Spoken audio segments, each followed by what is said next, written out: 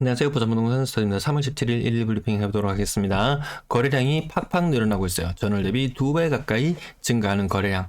사람들은 조급 중에 팍팍 화끈하게 사들이는 것일까? 아니면 대출이 나오는 만큼 순차적으로 사들이는 것일까라고 한번 생각해 볼게요. 1일 거래량을 통해서 한번 추정을 해볼게요.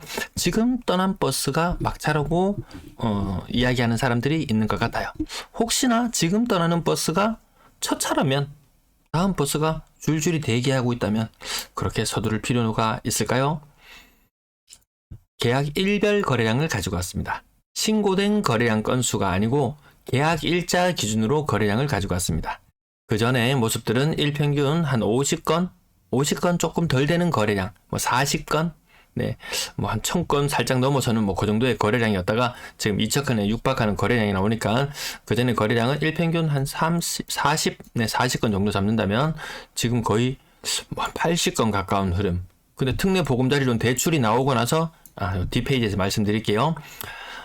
뒷페이지에서 말씀드리겠습니다. 계약 일별 거래량 1월달 거래량 보시면 여기 LH에서 매입하면서 한 180건 정도 매입하면서 갑자기 거래량이 껑충 뛰었지만 그것을 제외하고는 1월의 거래량 일평균 거래량 환산해 보면 큰 반응 없었죠. 1월 30일부터 특례 보금자리론 풀린다고 하면서부터 계약이 슬슬 불을 뿜기 시작하는데요. 2월달이 되면서 그전 평균과는 다르게 그전 평균 대비 한 2배 정도 거래량이 늘어나는 모습을 볼 수 있습니다. 아직까지 2월 말까지 신고됐던 거래량 다 신고되지는 않았어요. 나중에 신고되어서 나올 거예요. 그렇다면 정말 분위기가 찐으로 살아나고 거래량이 순차적으로 계속 늘어난다면 차트는 아마 이런 모양을 나타낼 거예요. 2월의 차트 먼저 그려보면 차트 조금 거래량 1월의 차트 여기 1월의 차트, 2월의 차트 거래량이 늘어났다 긴가민가 하다가 거래량이 점점 불을 뿜다가 3월이 되면 야 이거 찐이네 하면서 다시 거래량이 이렇게 늘어날 텐데요. 저는 이렇게 늘어나기는 힘들 거라고 보고 대출 나오는 순서대로 차곡차곡 사람들이 계약을 해 나가다 보니까 계약 일주별로 거래량이 요런 흐름 2월달, 3월달, 4월달 요때까지도 요런 흐름 순차적으로 나타날 것으로 보여집니다. 길어지면 5월달까지도 이런 흐름, 일별 거래량을 통해서 사람들이 화끈하게 팍팍 살까 오를까 싶어갖고 쫄아가지고 팍팍 살까라고 살펴봤을 때 그런 건 아닌 것 같더라. 대출 나오니까 지금 산다 요 정도 거래량이 2배 수준으로 늘어났지만 그 대출 받는 만큼 그 정도만큼 거래량이 늘어났어요. 물론 그것보다 제가 추정했던 것보다는 거래량이 조금 더 나오는 것 같아요. 트라우마 때문에 사람들이 이거 진짜 막찬 줄 아는 거예요. 그래서 더 조급해지는 사람들이 있는 것 같습니다. 일단 오른다 캐라. 이 통계 자체가 조금 맹점이 있죠. 부산 0.34의 하락률을 나타냈는데요.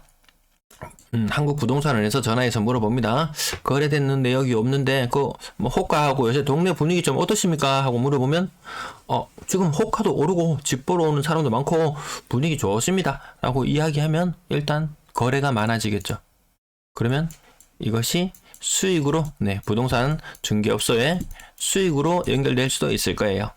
그래서 일단 분위기 조금만 좋아지면 오른다 캐라 좋아진다 캐라 이런 분위기로 갈 수밖에 없는 상황. 어쨌든 지금 주간 실거래지수 계속해서 하락해 나가고 있다는 모습. 누군가는 낙폭을 줄였다고 좋아할 수 있겠어요. 좋아한다는 사람은 이미 지금 집을 보유하고 있는 사람. 대출금리는 내려가고 있는 모양새. 이것이 계속 내려가면 좋을 텐데 간밤에 어떤 일이 있었나요? 왕자 게임. 이 사진 제가 보여드렸던가요? 이게 무지하게 재밌죠. 이 강력한 이 강철은행, 아이언뱅크, 이 강철은행, 이 왕들도 굽신굽신합니다. 왕들이 바짝 얼어 있습니다. 돈이 참 무섭습니다. 유럽중앙은행 기준금리 간밤에 3%에서 3.5%로 빅스텝을 단행했어요. 그 뉴스 찾아봐도 잘 안 나와요. 우리도 지금 3.5%죠. 이제 유럽하고 지금 이제 맞짱 뜨고 있는 그런 금리. 미국이 근데 금리 오를 확률이 더 높겠죠. 여기 스위스, 크레딧 스위스, 이거 맞나요? 예. 여기서 은행 빵 터지니까 돈 풀어. 미국도 실리콘밸리 뱅크 문제 터지니까 돈 풀어. 이렇게 됐죠. 한국 돈 풀어. 지금 하고 있죠. 지금 한국 특례보금자리론 40조 이미 땡기고 있죠. 3월 23일 아주 중대한 결정을 내려야 되는 순간인데 미국은 다음 달 올릴 확률이 더 높게 점쳐지죠.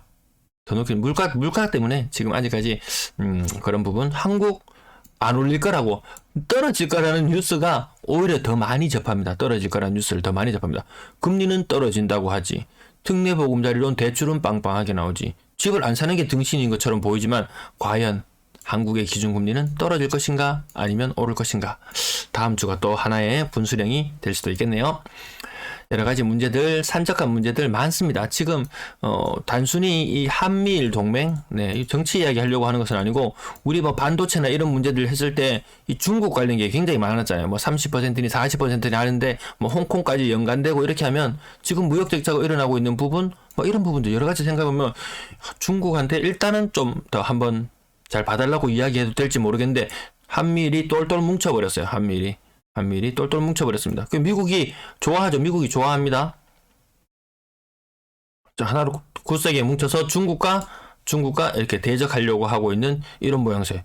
우리 정말 실리를 따라가도 시원찮을 판에 실리를 저버리고 명분을 찾는다? 근데 명분이 뭔가요? 명분이 있나요? 명분이 별로 안 서는 것 같더라고요. 참 모양새 빠진다 이런 느낌? 네, 매도 물량 거래 현황 살펴보시겠습니다. 매도 물량은 금요일 증가하는 금요일. 근데 조금 오늘 특이한 현상이 나타났던 것은 월세 물량도 소폭, 전세 물량도 소폭 감소, 월세 물량도 소폭 감소. 그러면 또 여기서 또 변화가 한번 나타납니다.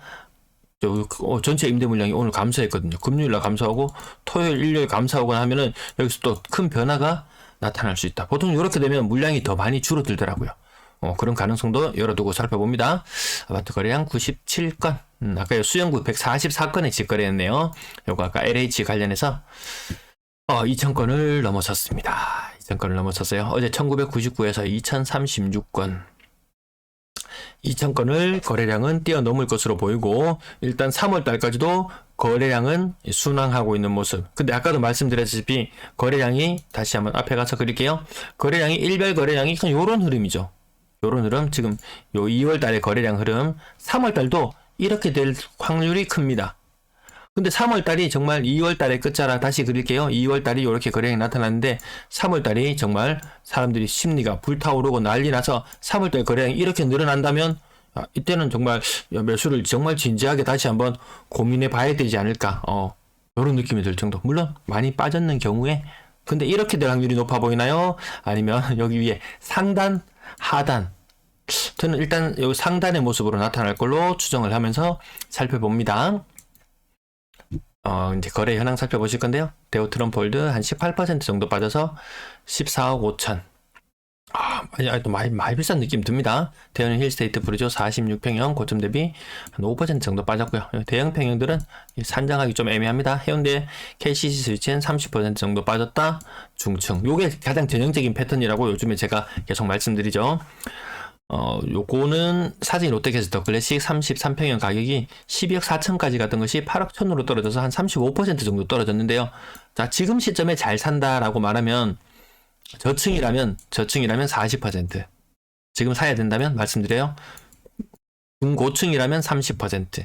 그래서 이렇게 객관적으로 제 주관이겠죠. 주관적으로 평가해 봤을 때 1층을 35% 할인된 가격에 샀다? 아니다. 이거 12억 4천에서 40% 정도 빠져서 한 4억 8천 정도 하락해서 한 7.6억 정도에 샀으면은 요게 근래에 매수를 한다면 요게 근래 매수의 베스트 포인트. 그렇죠. 약간 비싸게 산 느낌. 그 정도로 비춰집니다. 더일 시그니처 40평 정도 떨어졌고 층수는 조금 중하로 내려가는데 대형 평형을 조금 걸을게요. 일단 국평의 기준은 거의 맞습니다. 바로 사직역 3점 그린코 더 베스트 30% 빠졌죠. 20층이에요. 층수 괜찮죠? 요거 아까 해운대 KCC 스위스처럼 요게 전형적인 지금 패턴이라는 부분 알아두시고 혹시라도 내가 매물을 알아보고 있는데 누가 급하게 팔려고 한다. 난 집을 지금 꼭 사야 된다. 누가 급하게 팔려고 한다. 한 중고층인데 40% 할인된 가격에 매물이 나와 있다. 지금 사는 것은 지금 시점에 산다면 그것이 맞는 모습. 네, 그렇게 비춰지고요. 2020년 입주했는 아파트 최고점들을 아직까지 제대로 못 찍어봤죠. 제대로 못 찍어본 모습. 대형 평형 거래 공백을 깨고 신고가 혹은 신축 입주해 있는 아파트 신고가 아니면 저가격의 아파트들 간혹 신고가 띄엄띄엄 나오는 경우도 있기도 하더라고요. 4만 골든뷰 셀트럴파크 35% 정도 빠졌는데요. 여기 한 중층. 층수가 워낙 이게 기준이 높다 보니까 그 중간 이상 넘어가면 30% 정도 하라? 뭐 나쁘진 않아 보이죠. 사직여 삼성 그리고 더 베스트 가격 30% 정도 빠졌는데 층수가 괜찮죠. 요런 느낌. 매매한 장전 26평형 6억 전후로 움직이는 모습을 보여준대요. 30% 정도 하락했는데 좀 저층으로 중저층 이렇게 약간 내려오는 느낌이죠. 요런 흐름으로 살펴보시면 근래의 아파트 가격 크게 실수를 범하지는 않을 것 같다. 남들보다 크게 비싸게 사거나 그렇지는 않을 것 같다. 30% 정도 떨어지면서 25% 이렇게 되면 약간 비싸게 사는 느낌이죠. 나머지 20% 조금 보합권의 거래는 건너뛰고요. 25%좀 비싸게 산다. 근데 또 완전 고층이고 이러면 층수하고 지금 또 인기 있는 지역들에서 동심을 그리면서 바깥으로 나갈수록 가격이 떨어지는 현상, 구축이면 더 떨어지는 현상, 30% 정도 떨어졌는데 저층이더라. 아시아드 푸르지오. 요렇다면 조금 비싸게 샀네. 요렇게 판정을 합니다. 이편에서당 동네 명장 1단지 30% 한 35% 정도 떨어졌네. 7층. 그러면 요거 지금 적합 요 정도 판정. 네. 어느 정도 판정 다 가능하시겠죠. 연산더샵 30% 정도. 부산명지 중흥 S클래스 오디션 30% 정도 저층. 네. 다 이렇게 비슷한 느낌으로 봐주시면 될 것 같습니다. 근데 맨날 거래되는 아파트만 거래되는 모습은 여전한 것 같습니다. 네, 뒤쪽은 설명을 조금 건너뛰고 지나갈게요. 건당 거래대금은 이제 한창 2월달에 피크를 찍었지 않나 싶습니다. 더 이상 건당 거래대금은 더 올라가지 않을 것으로 추정이 되고요. 3,000건 이하 빙하기 지금 2,000건을 간 넘어서는 모습. 3월달에 2,500건, 4월달에 3,000건, 그 이후에 3,500건, 4,000건 좀 힘들어 보인다고 계속 말씀드리고 있습니다. 그건 모르겠어요. 또 부산 사람들이 워낙에 또 막 급하게 이거 막차다고 하면서 사들이기 시작한다면 거래량은 폭발할 수 있겠지만 그 뒷감당은 본인이 해야 한다라는 부분. 6억 이상 거래량 말씀드렸던 300건은 돌파해 있는 상태에 비율도 거의 17%까지 역대 최고 수준으로 올라와 있는 상태. 분양권 12건의 거래량. 부산도 아직 분양할 것 좀 남아 있는데요. 이게 지금 5억을 기준으로 제가 주로 요즘은 말씀을 드리고 있습니다. 뭐 개개 건별로 살펴보면은 고점 대형 푸르지오 클라센트 13억 8천까지 고점을 찍었던 것이 4억 9천. 무슨 일이고 이렇게 이야기해야 될 정도. 하지만 대다수의 눈높이는 신축의 아파트 가격 5억이면 좋겠다. 와, 진짜 이거 무슨 일입니까? 이거 무슨 일입니까? 분양권 프리미엄이 막 앉은 자리에서 3억 3.5억 쭉쭉 빠지고 있습니다. 붙을 때도 겁나게 붙었지만 빠질 때도 5억 이상이면 좀 비싸요. 일반 중산층 서민이 그 빚을 감당하고 30년 40년 살아가기에는 좀 비싸다. 하다못해 내가 20대 후반만 되었어도 30대 초반만 되었어도 대출 한 50년 땡겨가지고 한 80될 때까지 70, 80될 때까지 갚아 나갈 자신 있다 라고 생각한다면, 그렇게 생각하는 사람이 어디 있어? 누가 집을 대출 갖고 이따가 계속 살아. 그러니까 중간에 갈아타기도 하고 이렇게 하는 거지라고 이야기하겠지만 빚의 무게 느낍니다. 일본 외곽에 있는 그 오래된 아파트 다마신도시 이런 거 이야기 나올 때 그런 사람들 나이 70, 80이 되었는데도 여전히 주택담보대출 갚고 있더라는 거죠. 왜 그네들은 왜 안 똑똑해서 좀 모자라서 그랬을까요? 그 살다 보니 그래 되는 게입니다. 전세 거래량 121건. 전세 거래량 괜찮은 흐름 계속해서 나타나고 있습니다. 역전세 비율이 줄어드는 점을 살펴봐야 되는데요. 어제도 댓글에 남겨주셨던데 보증금 못 돌려줘서 난리라고 하는데 그 소리 소문 없이 난립니다. 진짜. 거래량 전달 대비는 20% 정도 늘어났지만 3월의 거래량은 2월의 거래량 대비 20% 정도 줄어들고 있어요. 그나마 거래량을 받쳐주는 것은 무엇이다? 아이고, 역전세 이거 다 우연입니까? 동그라미 찾는 거 한 2억 이상 차이 나는 거 동그라미 대충 쳐봐도 이 정도입니다. 아파트 2억 정도 차이 나는 거 동그라미 지금 치고 있는데 눈에 많이 띄죠. 많이 띕니다. 이 역전세 덩어리 물건들 이렇게 많다라는 부분. 예전에 역전세대가 동그라미 칠 때는 1억 이상 차이 나는 걸 동그라미 쳤었죠. 이렇게. 지금은 2억 정도 차이 나는 것만 동그라미 쳐도 한정없이 많다라는 부분. 부영 사랑으로 정말 이 부동산 시장 교란범 같은 느낌이 들 정도로 제 통계를 온통 흔들어 놔버립니다. 얘 때문에 평균 전세 가격이 많이 깎아 먹습니다. 대구도 2억 3천 정도 나타나는데 부산이 평균 전세 가격이 2억 1천 정도 나오죠. 그리고 전세가 굉장히 손을 받는 것처럼 비춰지기도 하죠. 요게 타도시 대비 많이 낮아졌던 거는 사랑의 힘 때문에 그렇다는 부분 계속 말씀드리면서 거래량 아무튼 괜찮아 보인다. 사망 위반 비중이 높게 치솟고 있다라는 부분 4억 이상 거래 사는 사람 잘 없다.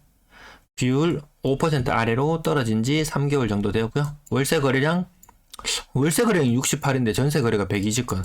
이 좀 이상하거든요. 요즘 이런 분위기까지는 아니거든요. 다른 지역들 살펴봐도 사랑 때문에 그렇다는 부분 연이어서 말씀드립니다. 네, 네 오늘 여기까지. 2월의 거래량은 1월의 거래량 대비 20% 정도 증가할 것이다. 3월의 거래량은 2월의 거래량 대비 20% 정도 감소할 것이다. 지금 일별 거래량을 통해서 임대 현황을 살펴보고 있습니다. 그래서 이 거래량 줄어드는 거 무섭거든요.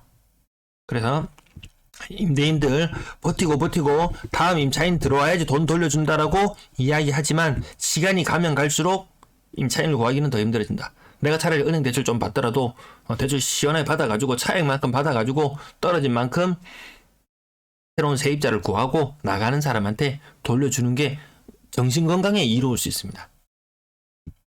네, 시청 감사합니다.